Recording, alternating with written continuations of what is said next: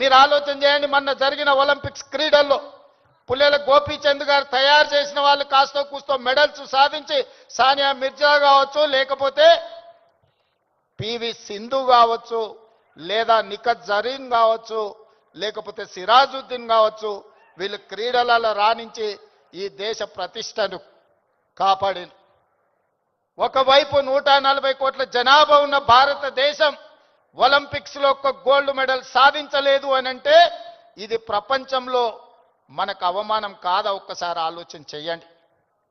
ఈరోజు ఈ దేశంలో ఉన్న జనాభాలో 15 సంవత్సరాలు పైబడి 40 సంవత్సరాల లోపల ఉన్న యువత 68%. 140 కోట్ల జనాభాలో 68% యువత ఉన్న దేశం ప్రపంచంలో ఏకైక దేశం భారతదేశం. ఈ భారతదేశం ఒలింపిక్స్లో ఒక గోల్డ్ మెడల్ సాధించలేదు అని అంటే మనందరం ఆలోచన చేసి ఈరోజు ఒక నిర్ణయం తీసుకోవాలి.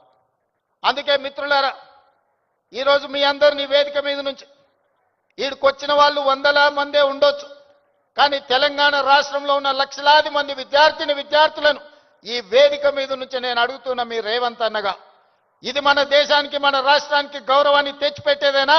ఈ గంజాయికి బానిసలం అయితే ఈ రోజు ఈ దేశం మనుగడ సాధిస్తుందా? ఇంతకుముందు మిత్రులు చెప్పినట్టు మన దేశం యొక్క యువ సంపదను నిర్వీర్యం చేయాలి అంటే విజయ్ దేవరకొండ ఒక అంశాన్ని ప్రస్తావించండు. ప్రపంచ దేశాల ఆర్థిక వ్యవస్థను అధిగమించి సాంకేతికంగా అన్ని రకాలుగా ఈ దేశం ముందుకు వెళ్తే ఈ దేశాన్ని ఇంకా ఎదుర్కోలేము అన్నవాళ్ళు ఏదో రకంగా మనల్ని దెబ్బతీయాలని చూస్తారు. ఆ దెబ్బతీయడానికి ఒకరు యుద్ధం ఎన్నుకోవచ్చు, ఇంకొకరు కోవిడ్ ఎన్నుకోవచ్చు, ఇంకొకరు గంజాయి లేదా డ్రగ్స్ ఎన్నుకోవచ్చు.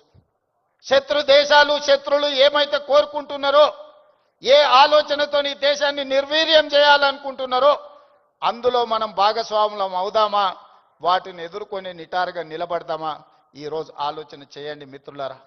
ఇవాళ పంజాబ్, హర్యానా ప్రాంతాలలో, దేశ సరిహద్దు ప్రాంతాలలో దేశ రక్షణకు ఉక్కు కవచంగా నిలబడ్డ పంజాబ్ రాష్ట్రం, పోరాటాలకు దేశ స్వతంత్రంలో అగ్రభాగాన నిలబడ్డ పంజాబ్ ఈరోజు డ్రగ్స్ మహమ్మారిలో కొట్టుకుపోతుంది. ఇవాళ పంజాబ్ రాష్ట్రం నిర్వీర్యమైంది.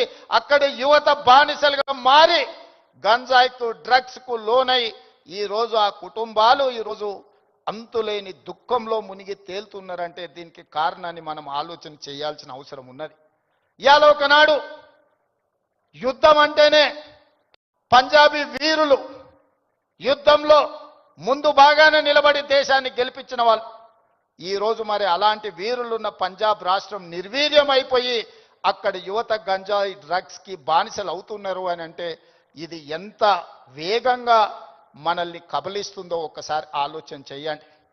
అందుకే డిసెంబర్ 7, 2023 నాడు బాధ్యత చేపట్టిన తర్వాత ఉన్నతాధికారులను, మా మంత్రివర్గ సహచరులను సమీక్షకు పిలిచి స్పష్టమైన ఆదేశాలు ఇచ్చిన. ఈ రాష్ట్ర సరిహద్దుల్లో ఎవరైనా కాలు పెట్టాలి అని అంటే 100 సార్లు ఆలోచన చెయ్యాలి. ఈ ప్రాంతంలో అడుగు పెడితే తిరిగి పోము. అది గంజాయి అయినా, అది డ్రగ్స్ అయినా, ఇంకే రకమైన మాదక ద్రవ్యాలు తెలంగాణ సరిహద్దులను దాటనివ్వద్దు. అవసరమైతే సరిహద్దులు దాటి వాళ్ళ వెన్ను విర్చాలి అని చెప్పి ఈరోజు నేను మా అధికారులకు ఆదేశాలు ఇచ్చిన. ఇవాళ ఈ అంతర్జాతీయ డ్రగ్స్ నియంత్రణ ఈ దినోత్సవం ఈరోజు ఈ కార్యక్రమంలో యువ మిత్రులు రామ్ చరణ్ కావచ్చు, విజయ్ దేవరకొండ కావచ్చు, వాళ్ళు ఎంత బిజీ స్కెడ్యూల్ ఉన్నా ఇవాళ మేమందరం కూడా ఇక్కడ ఎందుకు వచ్చినామంటే ఈ యువతకు ఒక స్ఫూర్తిని ఇవ్వాలి, ఈ యువతకు ఒక సందేశాన్ని ఇవ్వాలి, తెలంగాణ రాష్ట్రం దేశానికి ఆదర్శంగా నిలబడాలి అని.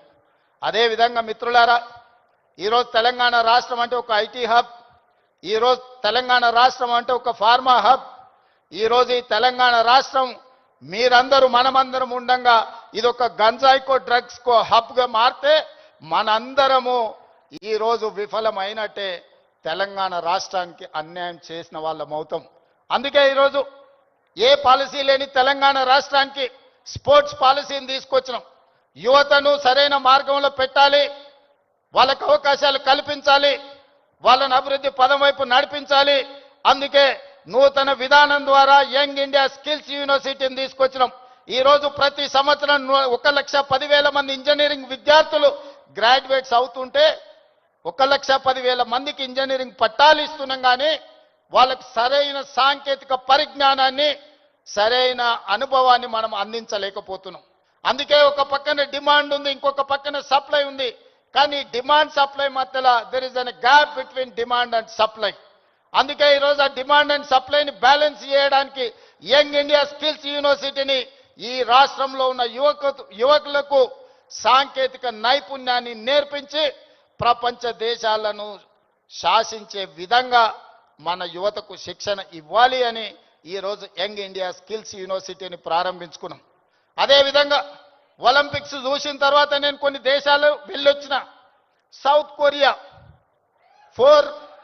4 అంటే ఒక హైదరాబాద్ జనాభా ఎంత ఉంటుందో అంత జనాభా ఉన్న ప్రాంతంలో ఈరోజు ఒలింపిక్స్లో 32 మెడల్స్ వచ్చినాయి. 32 గోల్డ్ మెడల్స్లో ఒకే ఒక సౌత్ కొరియన్ స్పోర్ట్స్ యూనివర్సిటీ అని ఒక 30 ఎకరాలలో ఉన్న యూనివర్సిటీలో 16 గోల్డ్ మెడల్స్ వచ్చినాయి.